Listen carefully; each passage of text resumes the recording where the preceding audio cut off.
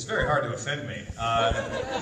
It's not because the topics are off limits, it's just because fan fiction can be the interface between crossing that divide, okay? It can be. Or it can be just loving yourself in the art. You can look at fan fiction two ways. You can say, I just love these characters so much I want more of them, and so I'm going to write more of them, and I'm just going to, oh, it's like a hot tub, I'm just going to be with these characters, right? And it's going to feel so good, right? That's you satisfying yourself as a fan fiction writer. And maybe others might enjoy it too. But it's not probably going to appeal to a larger audience, right? Now, if you decide to take those characters and try to do something original with them, we call that a spec script. You say, all right, I want to write for SpongeBob SquarePants.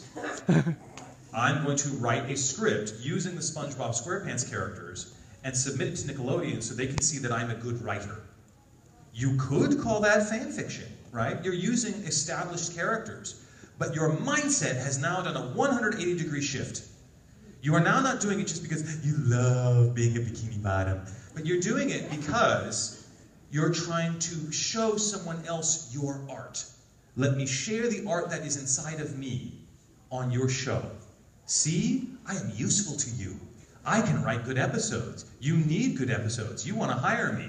It's a completely different mindset shift from what I tend to think most of the fan fiction mindset is, which is, I just want to stay with these characters more, right? Notice that there is one franchise that doesn't have a lot of fan fiction as far as I know, correct me if I'm wrong, but I don't think there's a lot of Lord of the Rings fan fiction. Why not? Wrong? Wrong? There are plenty of Sam and Frodo just doing some character. I'm not talking about, well, that's just slash. That's just pornography, right? And that's fine if that roasts your goat, go for it. But that's not actually like creating new stories of Lord of the Rings, right? And are there as many Lord of the Rings fanfics as there are, say, Star Trek or Harry Potter? Or I think if we did a poll online, you would find that there are far more Harry Potter, Naruto. I think the Harry Potter fanfics alone would probably outnumber just about anything else, right? Star Trek, yeah, because it's been around for so long.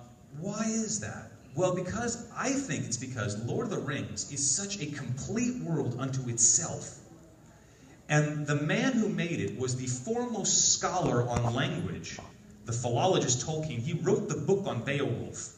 We have not yet had a linguist of his caliber writing fantasy since. That is why everyone who writes in the world of fantasy works in his shadow, because he literally wrote the book. So if you're going to write believable fan fiction about Lord of the Rings, if you're going to write a Lord of the Rings spec script, you better be as good a scholar as Tolkien. Chances are you aren't, so people don't. They may write Frodo Sam porn, but I don't think it happened. I honestly don't think it happened before the movie. I doubt it. I really doubt that there was much fanfic before the movie, whereas I'm sure there was plenty of Star Trek fanfic and plenty of other fanfic, because those worlds are not as fully complete as Lord of the Rings. Lord of the Rings is so authoritative in the completeness of the world that it's hard to get a chink in there, right? Whereas Harry Potter, there are gaps in the storytelling left, right, and center. You can make up stuff that was happening in the back corner of Hogwarts, and sure, that could work.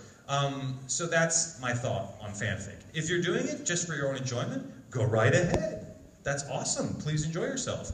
It could also be a proving ground for you to work on your writing skills to go for something else, but only if that's what you're interested in.